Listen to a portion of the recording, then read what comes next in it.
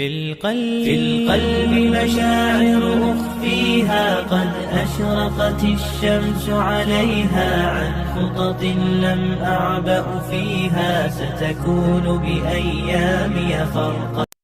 Assalamualaikum warahmatullahi wabarakatuh. Sahabat cahaya kebaikan ilahi, 12 kebiasaan keliru dalam belajar menurut ahli perfeksionis. Kebiasaan belajar yang keliru nyatanya kerap dilakukan oleh pelajar hingga mahasiswa. Kebiasaan belajar yang kurang tepat mungkin saja tidak mempengaruhi nilai untuk saat ini, tetapi tidak selamanya berhasil. Pandangan ini sejalan dengan yang dikatakan oleh Profesor Psikologi Universitas Virginia, Daniel Willingham, seperti yang dilansir dari American Psychological Association.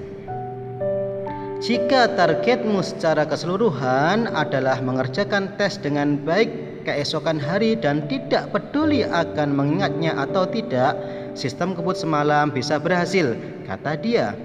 Namun, Willingham menambahkan, hal ini tidak akan berhasil apabila kamu duduk di bangku S2. Sistem belajar yang keliru bisa menggagalkan karir, dan belajar dengan sistem kebut semalam atau SKS akan menjadi strategi yang tidak lagi adaptif. Inilah 12 kebiasaan keliru dalam belajar. Yang pertama, belajar sistem kebut semalam. Willingham menjelaskan, saat kita belajar secara SKS, maka ingatan tentang konsep yang dipelajari akan terkait dengan waktu dan lingkungan tertentu. Hal ini menjadi materi tersebut lebih sulit diserap. Melakukan distribusi belajar sepanjang semester justru akan membuat penyerapan materi lebih tahan lama. Pernyataan Willingham ini didukung oleh Buletin Psikologis di tahun 2006 volume 132 nomor 3. Para penulis dalam buletin tersebut menemukan saat responden belajar pada 2 waktu berbeda, mereka mengingat materi lebih banyak. Yang kedua, mengkonsumsi makanan tidak sehat. Pelajar kerap kali memilih makanan yang tinggi lemak namun 0 kalori. Padahal makanan seperti ini tidak memberikan energi yang dibutuhkan untuk bekerja secara efektif dan memiliki dampak buruk pada otak. Ketiga, memberi highlight pada poin penting dalam materi. Willingham menyatakan memberi highlight pada tulisan yang tengah dipelajari adalah sesuatu yang tidak ada gunanya untuk membantu kita mengingat pelajaran, sebab pelajar tidak diharuskan untuk terlibat dengan materinya. Sebaliknya, para pelajar melakukan strategi yang lebih efektif yang dapat mendorong mereka memikirkan poin penting pada materi. Contohnya seperti menuliskan poin penting, menguraikan kecocokan beberapa artikel atau materi yang dibaca, atau merenungkan sejenak kecocokan materi yang sudah dibaca dengan gambaran yang lebih besar. Yang keempat, melakukan kegiatan multitasking. Banyak orang yang bangga dengan kemampuan melakukan beberapa pekerjaan sekaligus di waktu bersamaan atau multitasking. Padahal sebuah penelitian dalam jurnal Psikologi Eksperimen tahun 2006 mengungkap aktivitas seperti ini mengurangi efisiensi. Mental kita membutuhkan waktu untuk banyak setiap kali berpindah tugas. Yang kelima, tidak berolahraga. Olahraga akan meningkatkan aliran darah ke otak bagian hipokampus. Demikian dikatakan oleh studi Proceedings of the National Academy of Science. Penelitian lain juga mengatakan orang yang berolahraga secara teratur dapat melakukan tes memori lebih baik dan punya tingkat stres lebih rendah. Keenam, kurang tidur. Penelitian menunjukkan tidur dapat meningkatkan kemampuan otak dalam mengingat sesuatu.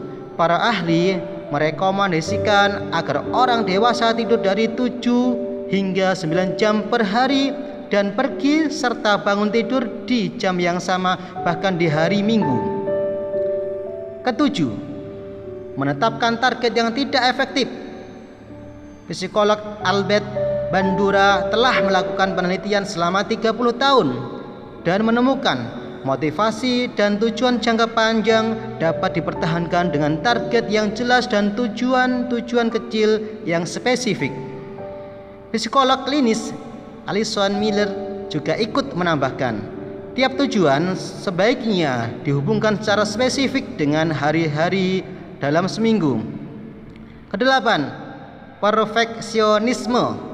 Dalam hal perfeksionisme, Miller mengatakan bahwa sikap ekspektasi yang terlalu tinggi pada diri sendiri dapat membuat seorang kehilangan pengalaman penting dalam belajar.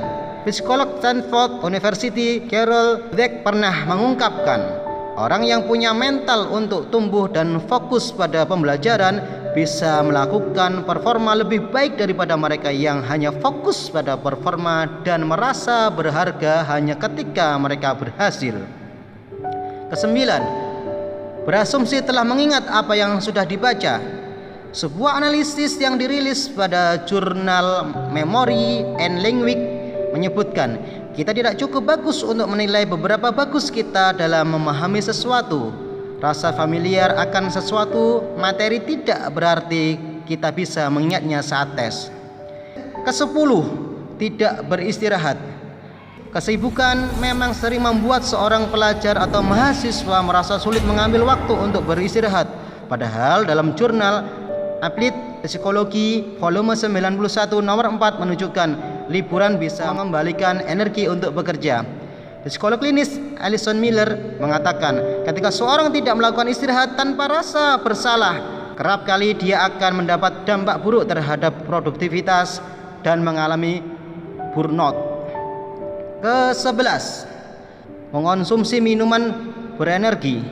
Stimulasi secara terus-menerus terhadap otak dapat mengakibatkan resiko ketergantungan.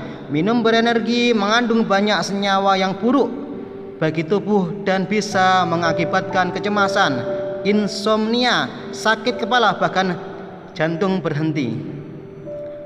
Ke-12 atau yang terakhir, manajemen waktu yang buruk.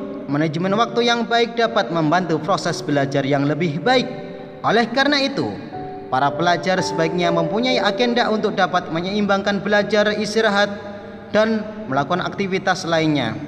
Itulah beberapa kebiasaan buruk dalam belajar yang bisa menghambat perkembangan akademik.